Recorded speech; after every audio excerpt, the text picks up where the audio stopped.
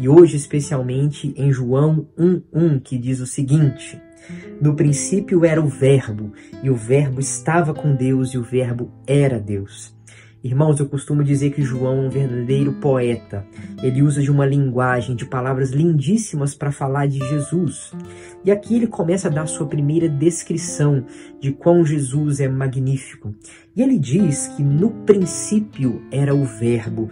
Ora, que princípio é esse? O princípio de todas as coisas. Antes de tudo vir a existir, ele é. O Verbo está lá. E ele usa essa linguagem do verbo. Agora, que figura é essa? Quem é esse verbo, esse logos? Se você continuar o texto, você perceberá que o verbo estava com Deus, ou seja, ele estava ali no princípio de tudo, da criação. Esse verbo estava na companhia de Deus.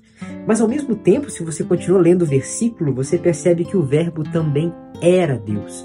Ou seja, esse verbo, ao mesmo tempo que está na companhia de Deus, ele é Deus. Ou seja, eles são a mesma pessoa, a mesma essência está presente ali em Gênesis.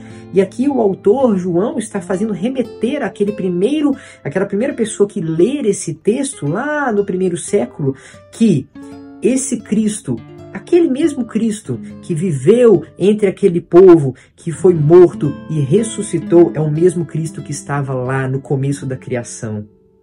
E isso é muito importante para a cosmovisão daquele povo e para a nossa também.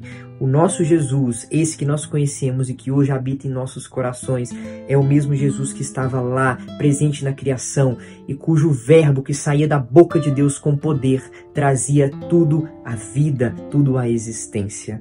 Esse é o nosso Jesus e que mora nos nossos corações hoje.